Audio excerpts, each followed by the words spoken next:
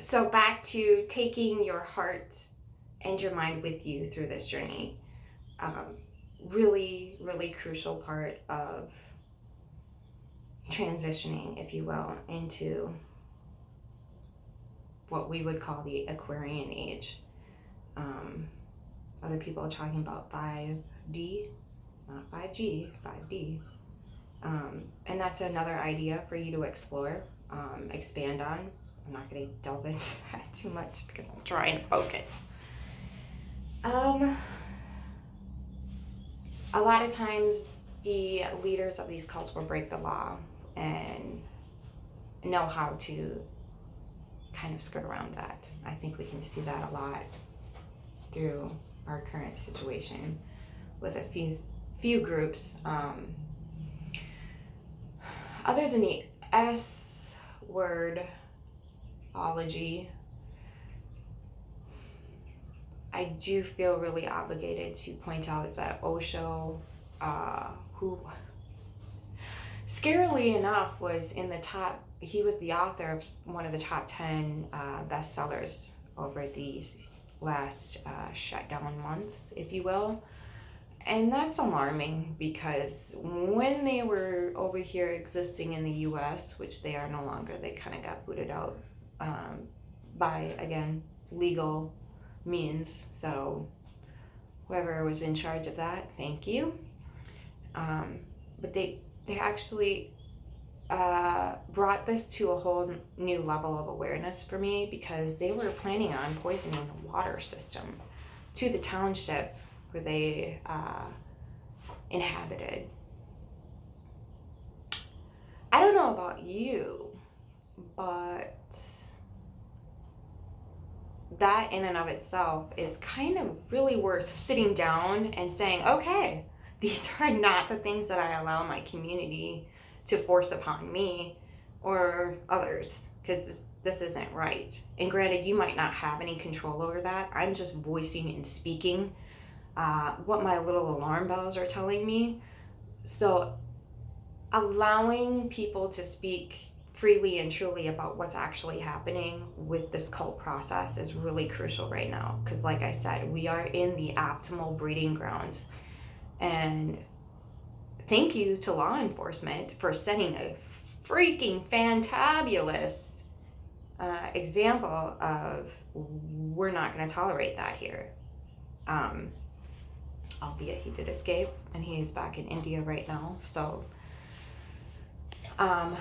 just be aware of that, you know, we think of cults as these little cellular structures outside of ourselves that don't really have anything to do with us. So we don't, actually we do need to bother, because they they come up with these concoctions in their brains that can be very detrimental to yourself, your family, your community, your loved ones, your neighbors.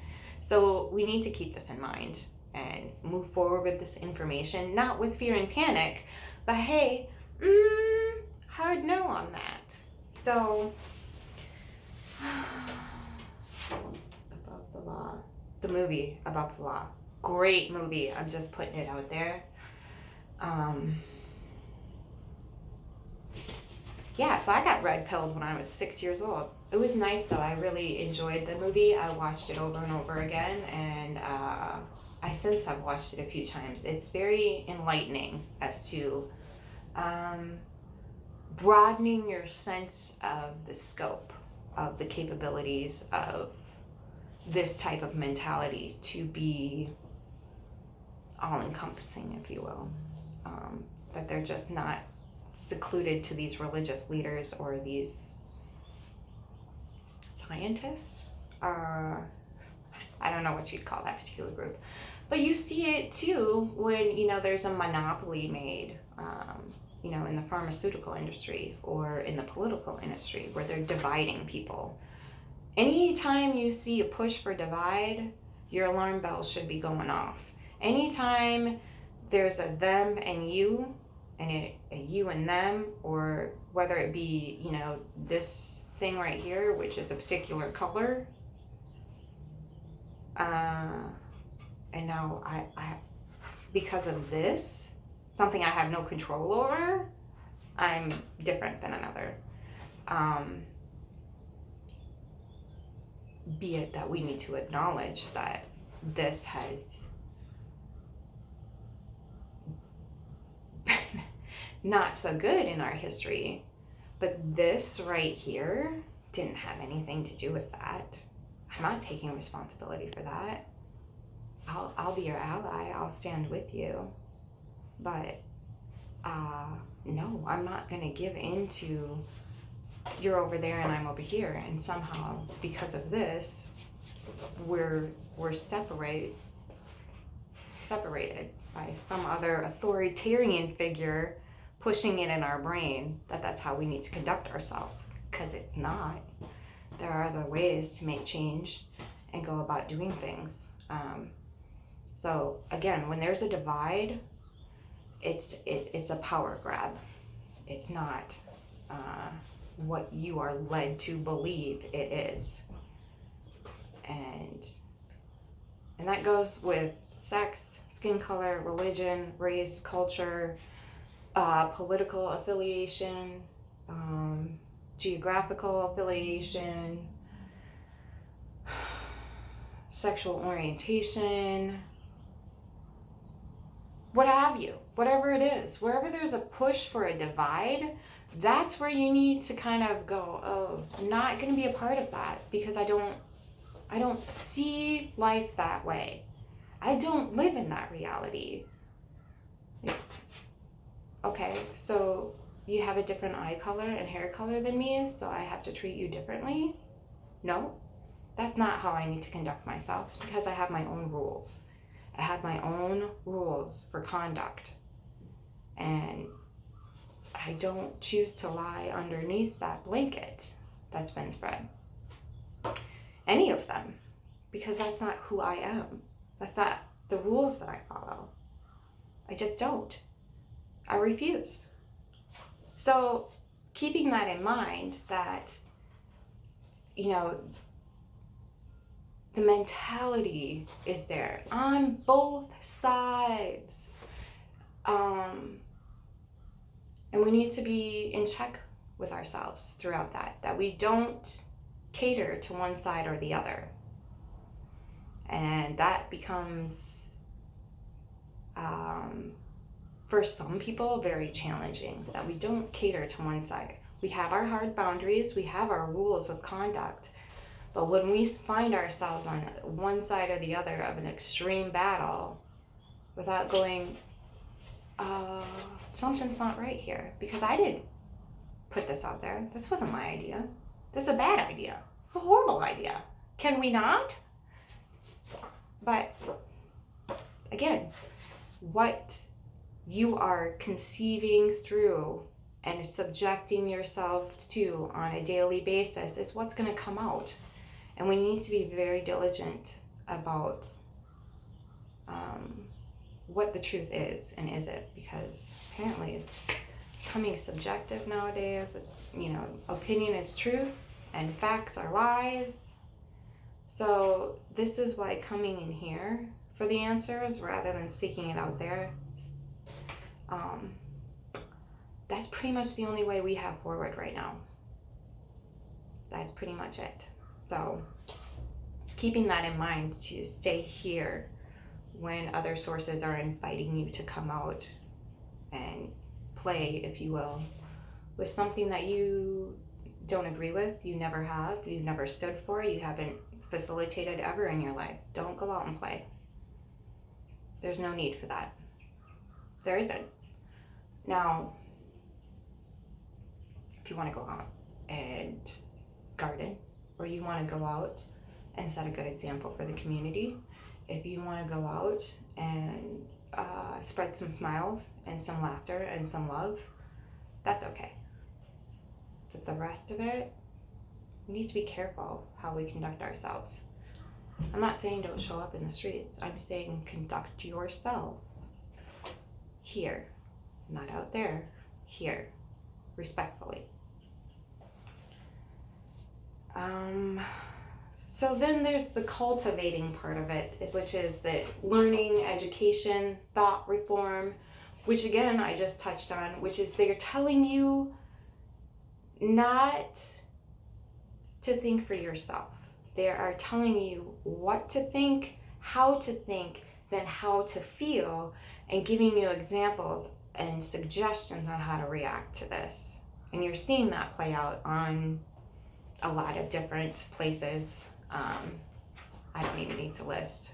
But you see that reaction mode of when somebody is extremely upset, they start raising their voice, and then when a point is made, they start name calling, or they invite you or suggest that you take this action or take that action.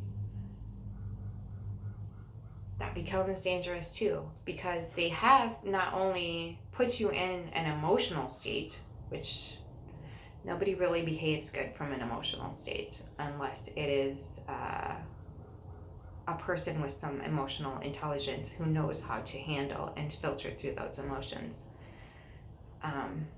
They tell you how to think, they tell you how to feel, and then they kind of let you loose without any real, how do we, ground ourselves in this situation? How do we move forward from here? What are this, what's the structure? Where is the structure leading us? And if there is no structure, somebody's gonna step in and form a structure. And understanding that all those things are coming at you and you're being bombarded with them, and you're gonna have to find your own way to navigate through that.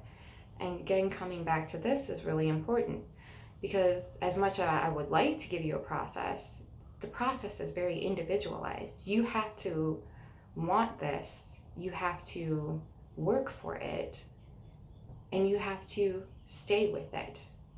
So it becomes a little tricky, but it's not impossible. People are making this out like it's some sort of death warrant, and we look at death in the wrong way, but that's another video. Number 8 is they're elitist. Know-alls, be-alls, and a lot of times you'll find people, you can see it so clearly where they oscillate between elitist, victim, elitist, victim, elitist, victim. And what this is doing is it's cutting the hero's journey dead in half. So they're never allowed to move full circle into something else. It's always elitist, victim, elitist, victim, elite, and they'll oscillate between the two consistently. You can see this all across the board. It is a phenomenon of literally hacking the journeys or the hero's journey right in half and operating off that half circle. And that's it, and that's all. And that's all you've got. And I hope by pointing this out, you'll be able to kind of understand what you're looking at when you're intaking all this information. What else? The financial transparency, that's another one. When you get in, you can do this right off the bat when you get into a group. Hey, where's your money coming from? Where's your money going? So it gets a little tricky. Sorry, somebody just closed their car door. Sorry. So it gets a little tricky because a lot of people, they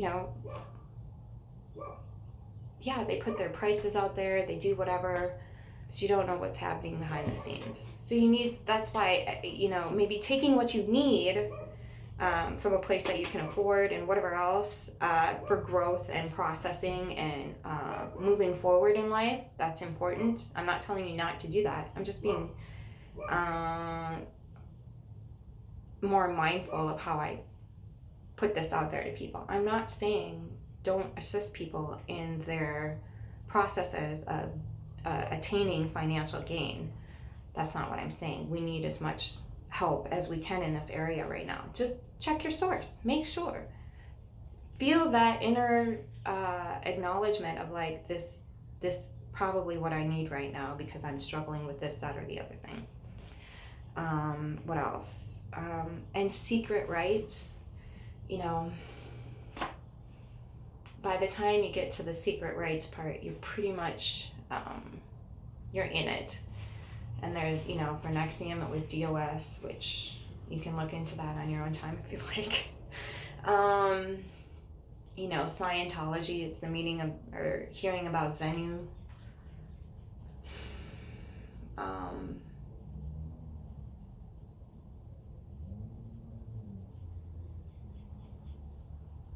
It's a luring process. It's like dangling the carrot. If you just put in this much money, or you just purchase all these classes, or you just give me all of your stuff, you can have this carrot. And it's not going to lead you anywhere.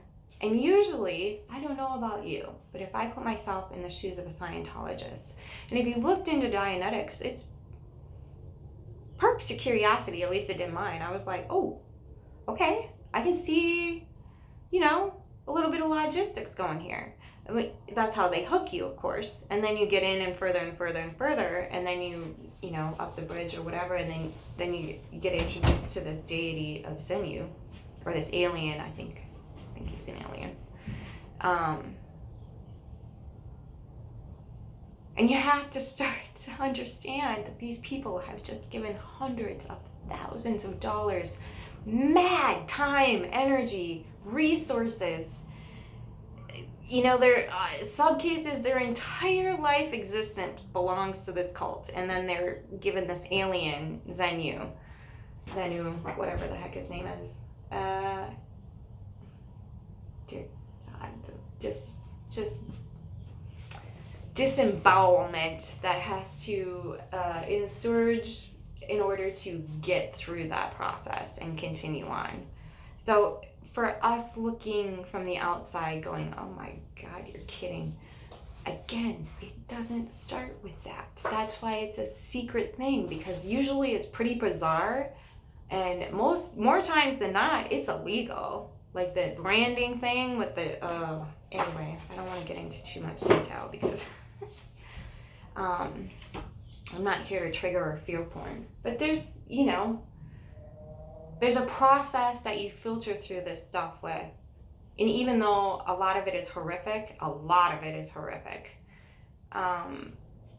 processing through this from the outside, you become entirely grateful that you're setting up this foundation for yourself. You are now looking at a clear and concise foundation to stand on. And what I'm going to do is give you a clear and concise foundation to stand on. So aside from the thought reform and the whatever else, let's look at what a safe leader does, okay? So this is going to give you a picture of the polar opposite of what we've just been talking about. So a safe leader will answer your questions without becoming judgmental or critical. Will disclose information about finances, often more than you even wanted to know. And the